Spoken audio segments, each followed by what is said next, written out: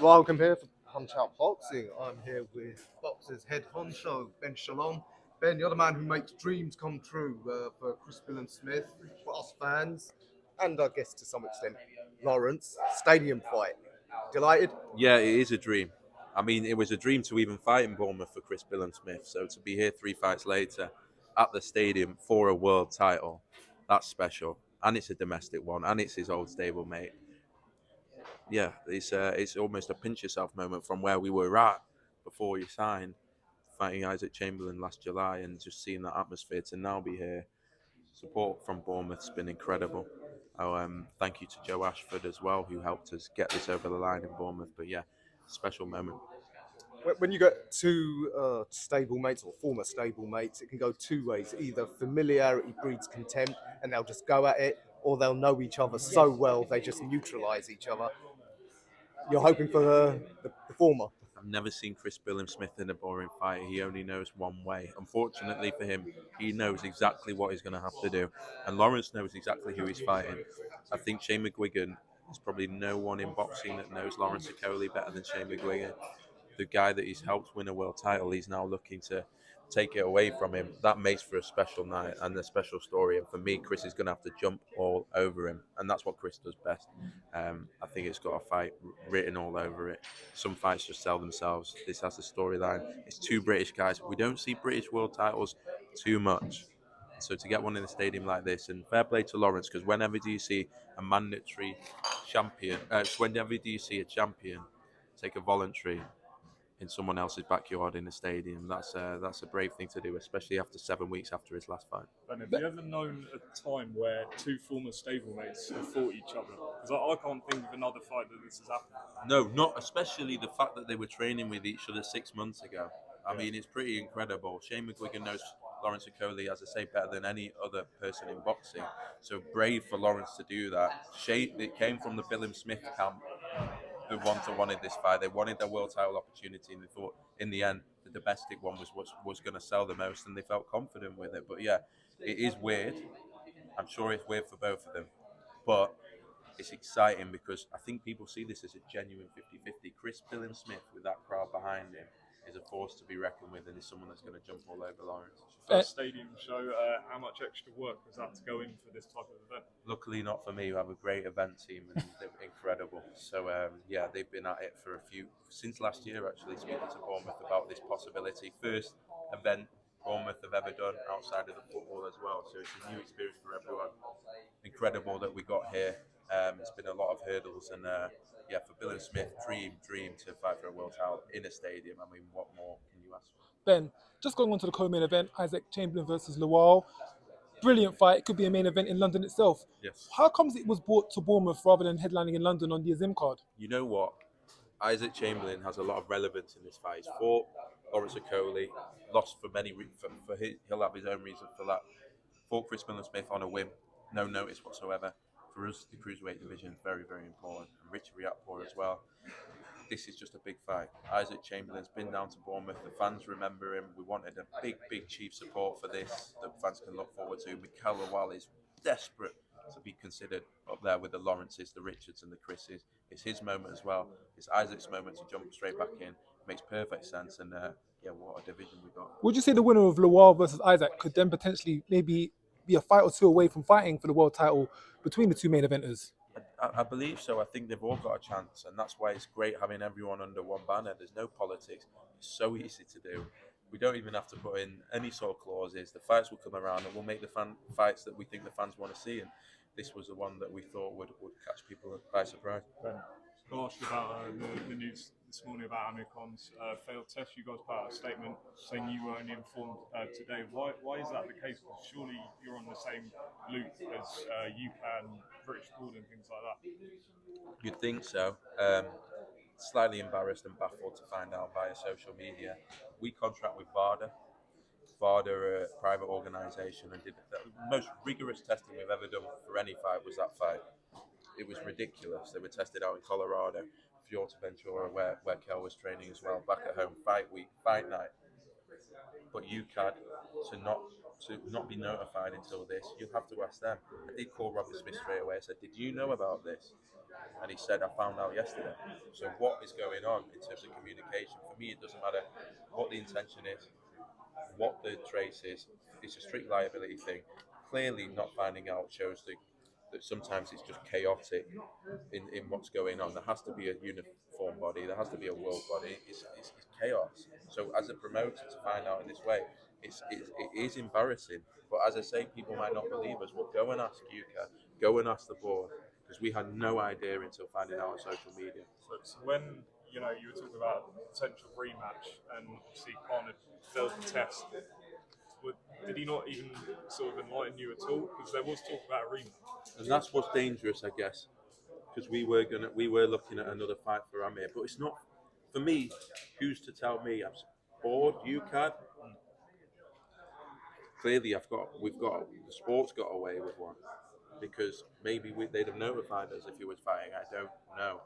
Please, we're going to be asking UCAD for reasons. I'm sure there are reasons. I don't know. All I can say is, I assure you, we found out on social media that today. And with regards to obviously this failed test that's happened now, or this adverse finding, do you think there's now a bigger issue in terms of the testing, with the fact that the Conor Ben thing took 5 weeks or whatever before it had any conclusion or preference? This one over a year before you find out anything. So that make you more wary about even doing the testing, or what's going on when these testings taking place? What it makes me realise is all the testing should be under one body. We shouldn't be going to VADA, board shouldn't be going to UCAD. Unify the whole thing. Rigorous testing, mandatory testing for all big fights across jurisdiction, worldwide, no loopholes, complete transparency. Everyone sees it. I mean, how can we even be asking that? 2023. It's just obvious. It's just simple. Every other sport has it. Everyone needs to get together and completely rip this up. There's a lot of things wrong in boxing. That's probably top of the list. And anyone that argues otherwise and thinks that things should go ahead and when processes haven't been followed, I find that hard. I don't understand how anyone can't agree with what I'm saying right now. Have you spoken to UCAD or the board today about the situation? I called Robert Smith this morning, as I say. He said he found out yesterday. Other than that, no. Okay. In terms of the next fight for Reactor, what will that look like? I think it'll be a world title. Yeah, I don't want to reveal it because it's obvious what the options are. But he's got a massive year, and we'll obviously fight the winner of this at some point as well this year. So yeah, he's got a special 12 months coming up. And Ben, can you just inform us, what is the latest with Natasha Jonas and Clarissa Shields? Of course, an offer was made, was also turned down. Where are you at the latest with that? Savannah Marshall has got a huge fight. We'll announce in the next few days. Absolute monster. And Clarissa Shields, I think, is fighting in the US next. And then Tasha Jonas, I think, will be fighting in May or June. But the Jonas Shields fight not happening. Anything on Liam Smith? I've said it, as I said, we were waiting. We had the rematch clause activated. He's not allowed to fight anyone else. It's a bit of a pantomime at the moment, but as I say, rematch clause was activated, not put in by us, not requested by us, not demanded by us, but demanded to us. And told that's what we have to do.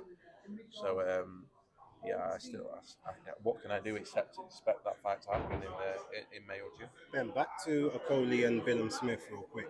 So, is there any concern from you with the turnaround time that Lawrence has taken this fight? Even though he didn't particularly take much damage in the previous one, it's still, short recovery, back into a training camp. Do you feel that might undermine his performance or make him maybe a bit weaker? Does that play into Chris's hands more? Is that a fair assessment? I mean, the old heavyweights used to fight every week, so hopefully we can get back to fighting regularly. Hopefully it does. This is what makes this fight so interesting. Lawrence is taking it on 7 weeks. He's going to the stadium. He's defending his world title on a voluntary. William Smith knows him inside out. Shane McGuigan knows him inside out. It's just another factor. And no, it doesn't make me nervous. Lawrence wants to get straight back in there. Now he's got the ring rust off and get himself in a big fight and prove to people why he's the best cruiserweight in the world. What do you think of all three promoters going the same night? Is it a Queensbury show or a top? Yeah, you're right. It's all around, but it's on BT. So all three main broadcasters. It's not ideal. I would have preferred to avoid it. We did announce Chris Billum Smith in the stadium a while back. But I do have to remind people there was a day when there was only one channel showing boxing, and so to have this level of competition for the fighters is truly incredible. And the fighters are the ones winning. When we can't give them an opportunity, they can go elsewhere. When someone else can't get an opportunity somewhere else, they can come here. That's a healthy sport. Yes, we should be class. I'd be up for a mediator, no problem. Get us all in the room every month and say, right, who's going where. Back in the day, you actually couldn't go on the same night as another promoter. That was something that the board put in place. So it's not going to be possible that, but definitely open for proper open dialogue on that. Because as a fan, you want to be able to see every fight. But I would remind people it's better that the sport's in this position than struggling for events. Just last one from me. Saw AJ come back the other night as a boxing fan. What did you make of the fight? And people like Simon Jordan saying, listen, he's not wanting to take risks anymore to get knockouts and things like that. I think for me it was nostalgic to see AJ back in. I thought in the week he looked confident and looked himself, and it was good to see. I think he's done so much for the sport, which is great.